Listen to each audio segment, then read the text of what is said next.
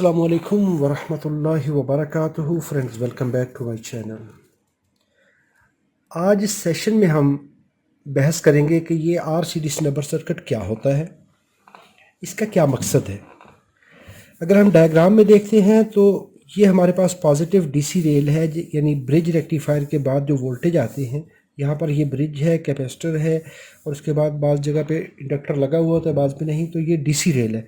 DC rail and पे आती है और दूसरा एंड देखें तो यहाँ पर मॉसफेट के साथ या ड्राइवर आईसी के साथ लगा होता है।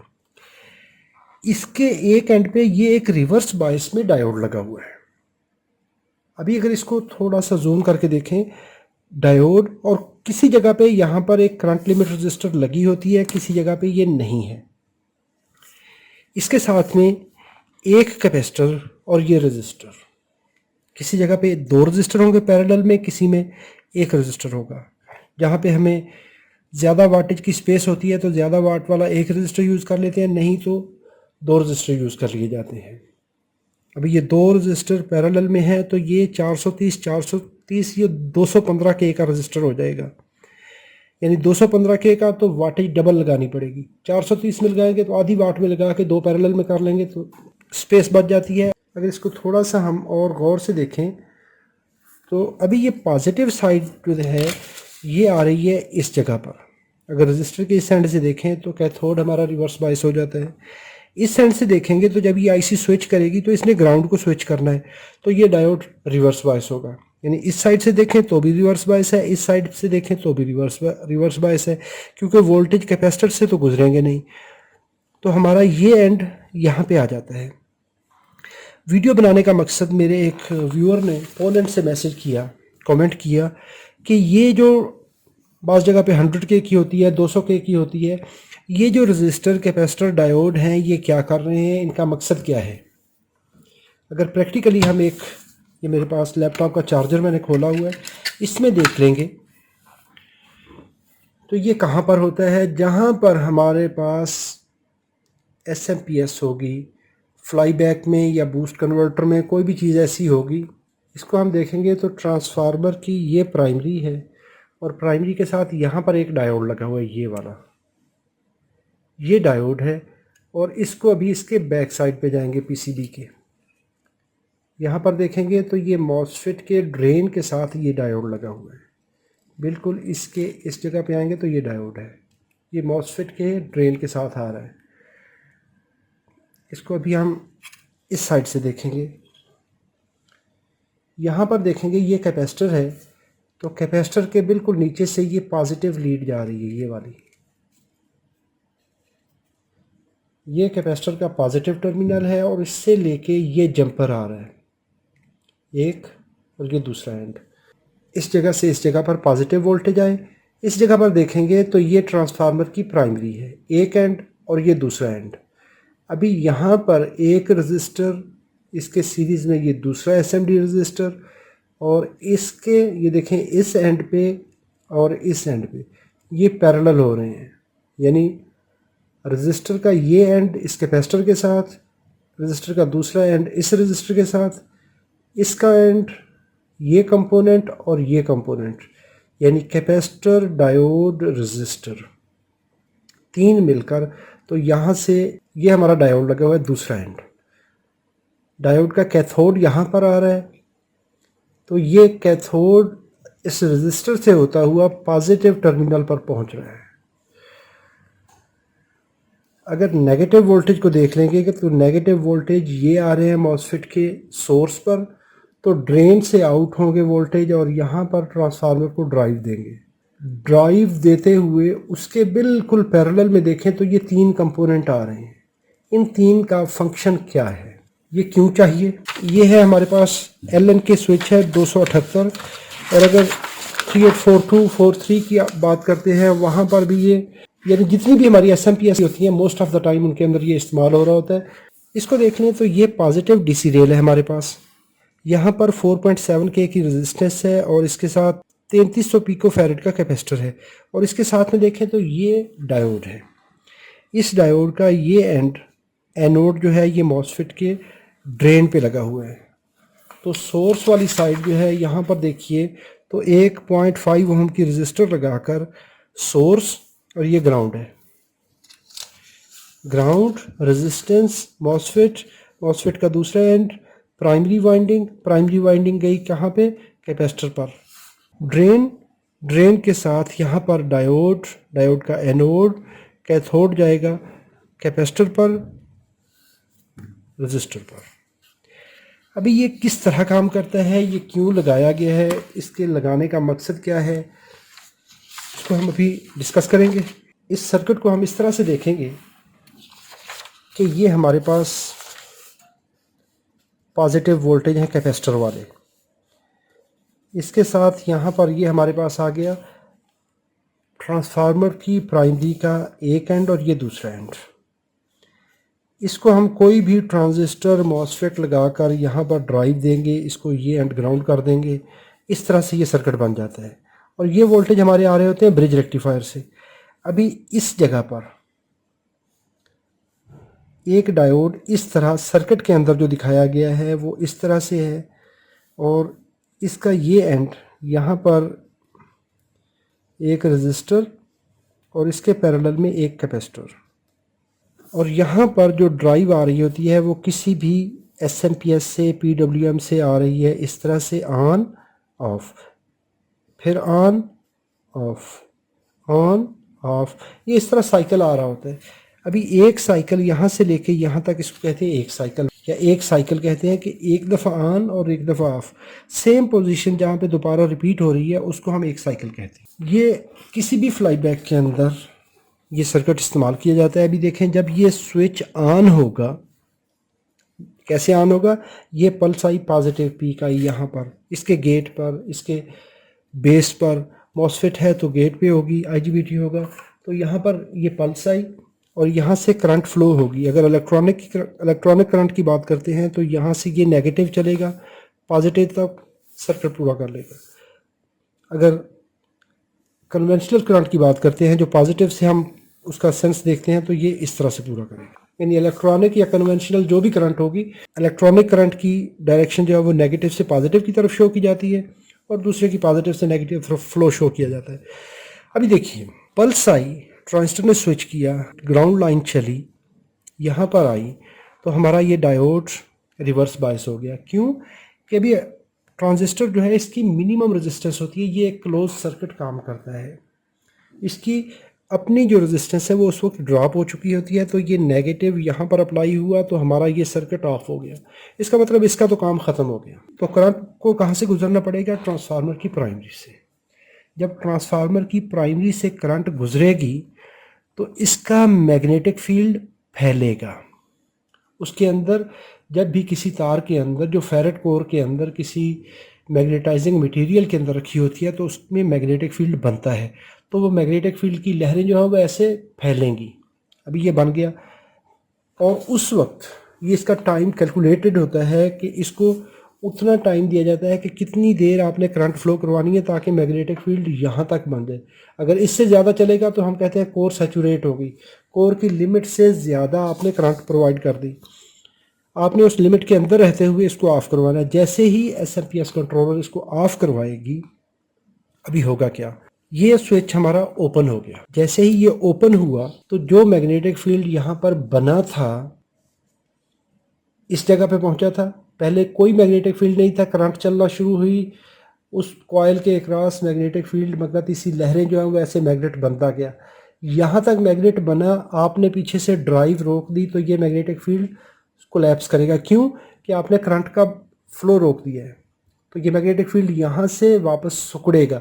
अभी जब ये मैग्नेटिक फील्ड सिकुड़ना शुरू करता है, उस वक्त इससे पहले की कंडीशन ये है कि पॉजिटिव वोल्टेज जो आपने ये कैपेसिटर यहाँ पर लगाया हुआ है, जो ब्रिज रेक्टिफायर की आउटपुट पे होता है, तो यहाँ पर ये पॉजिटिव होता है, यहाँ पर नेगेटिव होता है। तो देखें, पॉजिटिव वोल्टेज यहाँ पर पहुँचे हुए, उस वक्त तो ये एंड पॉजिटिव था, ये एंड नेगेटिव है अभी। लेकिन जैसे ही मैग्नेटिक फील्ड आपने सुकेड़ना शुरू किया ड्राइव बंद करने की वजह से, तो ये मैग्नेटिक फील्ड सुकड़ेगा, इस वाइंडिंग को कट करेगा, अपनी वाइंडिंग को, तो इसके अंदर वोल्टेज बनना शुरू हो जाते हैं। क्योंकि जनरेटर का असूल है कि जब किसी मैग्नेटिक फील्ड के अंदर आप किसी कंडक्टर को मूव कराते हैं या चेंजिंग मैग्नेटिक फील्ड के अंदर कोई भी कंडक्टर पड़ा होगा तो वो उसमें वोल्टेज इंड्यूस करेगा। अभी ये वोल्टेज की पोलैरिटी क्या होगी? ये वोल्टेज की पोलैरिटी यहाँ पर रिवर्स मैग्नेटिक फील्ड की वजह से इसमें रिवर्स वोल्टेज जनरेट होंगे, तो ये एंड नेगेटिव हो जाएगा, ये एंड पॉजिटिव हो जाएगा। जो पहली कंडीशन थी ये एंड पॉजिटिव था, ये एंड नेगेटिव था अपने ओरिजिनल वोल्टेज की वजह से। अभी क्या होगा कि ये एक बैटरी बन जाएगी, एक वोल्टेज सोर्स बन जाएगा। क्यों बनेगा? देखिए अभी इसको मैं थोड़ा सा यहाँ पर बताता हूँ। ये हमने कहा एक कैपेसिटर है हमारे पास पॉजिटिव, ये नेगेटिव, और जब ये नहीं है, इसमें कोई करंट फ्लो नहीं हो रही थी, तो ये एक वाइंडिंग में से गुजर के ये वोल्टेज यहाँ पर पहुँचे थे और इस एंड पे ये वोल्टेज खड़े थे। यहाँ पर उस वक्त वोल्टेज कितने होंगे? 300 वोल्ट। ये हमारा 300 वोल्ट का कैपेसिटर है, तो यहाँ पर वोल्टेज होंगे 300 वोल्ट। अभी जैसे ही आपने स्विचिंग करवाई, स्विचिंग ऑफ हुई, ये जो मैग्नेटिक फील्ड सिकुड़ा, उसकी वजह से अभी जितना मैग्नेटिक फील्ड आपने बनाया था, जितने वोल्टेज से वो सिकुड़ेगा तो उतने ही वोल्टेज बनाएगा, लेकिन वोल्टेज की पोलैरिटी अपोजिट हो जाएगी। अभी क्या होगा कि पहले एक हमारा ये कैपेसिटर ये एंड पॉजिटिव था और ये एंड नेगेटिव था, लेकिन अभी जब ये कॉइल, इस कॉइल को आप एक वोल्टेज सोर्स या एक बैटरी का नाम दे दें, तो ये एंड अभी नेगेटिव हो जाएगा। जैसे हमने यहाँ पे कहा कि सिकुड़ने वाले मैग्नेटिक फील्ड की वजह से ये सिकुड़ेगा, तो ये इस तरह होगा, तो ये वोल्टेज इस तरह बन जाएंगे, नेगेटिव पॉजिटिव। लेकिन अभी ये किस वक्त बनेंगे? जब हमारा ये ट्रांजिस्टर ऑफ हो चुका है। अभी ये ट्रांजिस्टर ऑफ हुआ तो ये इस पे ड्राइव ख़त्म हो चुकी है। तो अभी देखिए, अभी यहाँ पर थे 300 वोल्ट। बड़ी मज़े की बात अभी ये हो रही है कि यहाँ पर 300 वोल्ट थे, लेकिन जैसे ही ये इस एंड से देखें, अगर ये दो बैटरी आपके पास सेल हैं, एक को नेगेटिव एक को पॉजिटिव जोड़ेंगे, तो ये दोनों सेल आपस में सीरीज़ में आ गए, नेगेटिव पॉजिटिव, तो 300 वोल्ट ये 300 वोल्ट ये, तो यहाँ पर आपके पास 600 वोल्ट हो जाएंगे। यहाँ पर आपके पास एक इलेक्ट्रॉनिक स्विच है, जिसको आप ट्रांजिस्टर कह सकते हैं, मॉसफेट कह सकते हैं, आईजीबीटी कह सकते हैं। तो इस पे वोल्टेज का स्ट्रेस बढ़ गया, 600 वोल्ट हो गए। अगर इसी वक्त अभी दूसरी ये पल्स लाएगा, तो ये 600 वोल्ट को जब अचानक आप स्विच करेंगे तो बहुत हैवी करंट फ्लो होगी, तो इसके डैमेज होने के चांसेस बहुत बढ़ जाएंगे, क्योंकि इस पर 300 वोल्ट की वजह से अगर 2 एम्पेयर करंट चलेगी तो 600 वोल्ट की वजह से करंट चलेगी इसमें डबल। तो इस पर स्ट्रेस बढ़ेगा, इसके डैमेज होने के चांसेस बढ़ गए। अभी मैग्नेटिक फील्ड बनाना भी मजबूरी है, क्योंकि हमने वोल्टेज आउटपुट में लेने हैं। तो इसको बचाने के लिए, इसकी प्रोटेक्शन के लिए हमें क्या करना पड़ता है कि इसके पैरेलल में यहाँ पर एक स्नबर सर्किट लगाना पड़ता है। ये इस तरह से बनता है कि उस वक्त ये काम करे जिस वक्त ये रिवर्स वोल्टेज बने, ताकि ये जो रिवर्स वोल्टेज बने थे इसको इधर से ही डिस्चार्ज कर दे। इसको मैं अभी यहाँ पर भी बनाता हूँ। ये कैपेसिटर, ये रजिस्टर, उससे पहले ये काम नहीं करेगा। दोनों सर्किट्स को हम पहले इसको देख लेते हैं।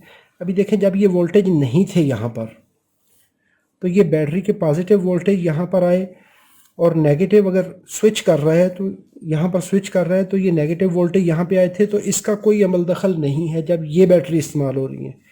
लेकिन जैसे ही ये बैटरी, अभी ये एक सेकंड सोर्स जनरेट हो गया, तो इसको हमने ख़त्म करना है। तो अभी क्या होगा, ये पॉजिटिव वोल्टेज यहाँ पे आएंगे, क्योंकि ट्रांजिस्टर ऑफ हो चुका है। अभी इसका और कोई निकलने का रास्ता नहीं है। तो जैसे ही ये वोल्टेज बने, हम कहते हैं ये एंड पॉजिटिव हुआ, और ये एंड देखें तो रजिस्टर के थ्रू नेगेटिव एंड यहाँ पे आ गया। तो ये डायोड फॉरवर्ड बायस होकर यहाँ से करंट चलवा देगा, और साथ में यही वोल्टेज कहाँ पे स्टोर हो जाएंगे, इस कैपेसिटर पर। ये कैपेसिटर चार्ज हो गया। अभी यहाँ पर देखिए जैसे ही ये एंड नेगेटिव हुआ, ये एंड पॉजिटिव हुआ, तो करंट एक हमने ये चला दी।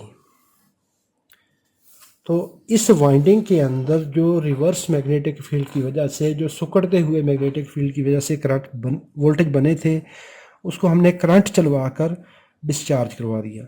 और उसमें से कुछ वोल्टेज तो डायरेक्टली डिस्चार्ज हो जाएंगे और कुछ वोल्टेज जो बाकी बचेंगे वो इस कैपेसिटर पर आ जाएंगे।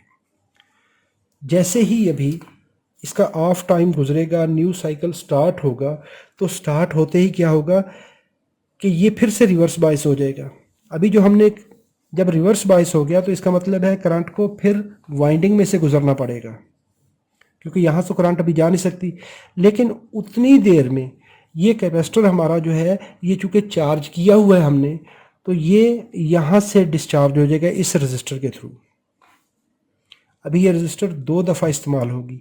एक जब ऑफ टाइम आया, मैग्नेटिक फील्ड सिकुड़ना शुरू हुआ, यहाँ से करंट इस रजिस्टर के थ्रू चली और कुछ वोल्टेज कैपेसिटर में चार्ज हो गए। जैसे ही ऑन हुआ, तो जब ये ऑफ रहेगा डायोड, उस वक्त हमारा ये सर्किट इंटरनली इस तरह से डिस्चार्ज हो जाएगा। यानी रजिस्टर एक ऑफ पीरियड में करंट चलाएगी और एक ऑन पीरियड में करंट चलाएगी। तो ये है हमारा RCD स्नबर सर्किट। इसकी कैलकुलेशन की वीडियो मैंने अपने चैनल पे डाली हुई है, आप वो भी देख सकते हैं कि इसको किस तरह से कैलकुलेट किया जाता है। तो अभी होगा क्या, जब ये हमारा RCD स्नबर एक्टिव होगा तो ये हमारे ट्रांजिस्टर की प्रोटेक्शन रहेगी कि जैसे ही ये फालतू के वोल्टेज जो हमने रिवर्स बनाए थे, ये यहीं से डिस्चार्ज करवा देंगे, तो इस पे बहुत ज़्यादा लोड नहीं आएगा, ये बच जाएगा। वरना जब 600 वोल्ट का स्ट्रेस दिया है आपने, तो जैसे ही स्विच ऑन होगा तो ये एक 600 वोल्ट की वजह से, अभी देखें एक मैग्नेटिक फील्ड पहले से इस तरह रिवर्स वोल्टेज खड़े हैं, तो ये उसी वक्त पटाखा मार जाएगा। तो उस चीज़ से बचाने के लिए ये स्नबर सर्किट यूज़ किया जाता है। अभी इसमें प्रॉब्लम क्या आते हैं इसकी वजह से। एक, अगर आपने प्रॉपरली इसको कैलकुलेट नहीं किया, हाँ, इसकी अभी ज़रूरत क्यों पेश आती है, एक प्रोटेक्शन, और दूसरा ये होता है कि आपको ज़रूरत है कि ये जो आपने DC वोल्टेज बनाए हैं, इसको आपने पंप करवाना है। ये इसको इस तरह से मैग्नेटिक फील्ड बनेगा सिकुड़ेगा, बनेगा सिकुड़ेगा। तो इस बनाने के अमल को तो ये काम कर रहा है। तो जब सिकुड़ना है तो उसको आपने ख़त्म करना है, ताकि उसमें जो मैग्नेटिक फील्ड है वो सिकुड़े, ताकि हमारे जो वोल्टेज है वो ट्रांसफ़र हो सके सेकेंडरी में। क्योंकि वोल्टेज बनाने के लिए आपको मैग्नेटिक फील्ड का चेंज करना लाजमी है। लेकिन अगर आप इसको प्रॉपरली डिस्चार्ज नहीं करेंगे, ये सर्किट प्रॉपरली डिस्चार्ज नहीं करेगा, तो हमारे वोल्टेज आगे ट्रांसफ़र नहीं होगी। ये तो होगी ज़रूरत। इसमें भी प्रॉब्लम क्या आएगा, अगर हमारा ये डायोड शॉर्ट हो जाता है। अभी देखें, जब ये शॉर्ट होगा तो जब ये नेगेटिव वोल्टेज आएंगे, स्विच करेगा, तो ये नेगेटिव वोल्टेज यहाँ से ट्रांसफार्मर की तरफ जाने चाहिए। साथ में ये डायोड शॉर्ट सर्किट हो चुका है, तो यहाँ से रजिस्टर के थ्रू भी डिस्चार्ज होगा। तो प्राइमरी वाइंडिंग को पूरी करंट नहीं मिलेगी, तो करंट हमारी कम होने की वजह से मैग्नेटिक फील्ड कम बनेगा, सेकेंडरी में वोल्टेज कम बनेंगे, आउटपुट हमारी आधी हो जाती है। SMPS के अंदर जो फॉल्ट आता है कि जी हमें 12 वोल्ट की सप्लाई है तो आउटपुट में वोल्टेज मिल रहे हैं 3, 4, 5, इसको पकड़ लें। सबसे बुनियादी जड़ ये होती है फसाद की, इसको पकड़ लें। इसके बाद दूसरा प्रॉब्लम क्या होता है, ये कैपेसिटर। अगर ये कैपेसिटर चार्ज स्टोर ना करे तो उस वक्त भी जो वोल्टेज होते हैं वो प्रॉपरली डिस्चार्ज नहीं होते, तो उस वक्त भी ये प्रॉब्लम होता है। यानी उस वक्त ये प्रॉब्लम हमारा ज़्यादातर यहाँ पर होता है। अभी अगर ये ओपन हो जाए, ये पहली कंडीशन थी शॉर्ट हो गया, दूसरी कंडीशन है ओपन हो गया। जब ओपन हो गया तो जब ये मैग्नेटिक फील्ड सिकुड़ेगा, इसके सिकुड़ने की वजह से जो अब डिस्चार्ज करवाना है वो डिस्चार्ज नहीं होगा। डिस्चार्ज नहीं होगा तो ये हमारे मॉसफेट जाने के, SMPS की जो IGBT है या ट्रांजिस्टर है, इसके जाने के चांसेस बहुत ज़्यादा हो जाते हैं। तो ये डैमेज होगा या ये बहुत ज़्यादा हीटअप होगा। ये ओपन है, हीटअप हुआ, या ये होगा कि ये जब स्विचिंग करेगा, मैग्नेटिक फील्ड आपने पूरा सिकुड़ने ही नहीं दिया, यानी बहुत ज़्यादा फ्लक्चुएशन होगी। जैसे ही आपने रिवर्स वोल्टेज दिए, वो एक दफ़ा मैग्नेटिक फील्ड फुल करंट चलेगी, ट्रांसफार्मर हीट अप होगा या ये होगा, क्योंकि रिवर्स वोल्टेज की वजह से जब आप इसको स्पार्क करवाना है दोनों में से कोई ना कोई चीज़ हीट अप होगी। ये चीज़ें अगर ये सर्किट प्रॉपरली कैलकुलेटेड नहीं है तो ये ट्रांसफार्मर की जो करंट है उसको प्रॉपरली डिस्चार्ज नहीं होने देगा, तो हमारा जो मैग्नेटिक फील्ड पूरा फैलना और सिकुड़ना है वो नहीं बनेगा। अगर ये प्रॉपरली वर्क नहीं करेगा तो ट्रांसफार्मर की प्राइमरी जो है वो ऑसिलेशन में चली जाएगी, रिंगिंग शुरू हो जाएगी ऑसिलेशन में। इसको बचाने के लिए ये इसका ठीक होना, प्रॉपर होना ज़रूरी है। इसी तरह अगर ये हमारा कैपेसिटर शॉर्ट हो जाता है तो उस वक्त भी ये डायोड शॉर्ट होने के चांसेस बहुत ज़्यादा होते हैं। एक तो होता है कि ये ओपन हो जाए, दूसरा ये होता है कि शॉर्ट हो जाए। तो शॉर्ट होने की सूरत में, इस कैपेसिटर के शॉर्ट होने की सूरत में ये डायोड उड़ेगा, क्योंकि जैसे ही ये फॉरवर्ड बायस होगा तो ये फुल करंट यहाँ से लेगा।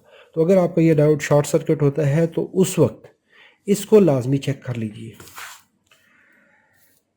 दोस्तों उम्मीद करता हूँ ये वीडियो आपके लिए मालूमाती है। अगर मालूमाती है तो लाइक कीजिए। अगर आपने मेरे चैनल को अभी तक सब्सक्राइब नहीं किया तो सब्सक्राइब कर लीजिए। कोई सवाल हो तो कमेंट बॉक्स में लिखिए। अपना बहुत सारा ख्याल रखिए। अस्सलाम वालेकुम वरहमतुल्लाहि वबरकातुहू।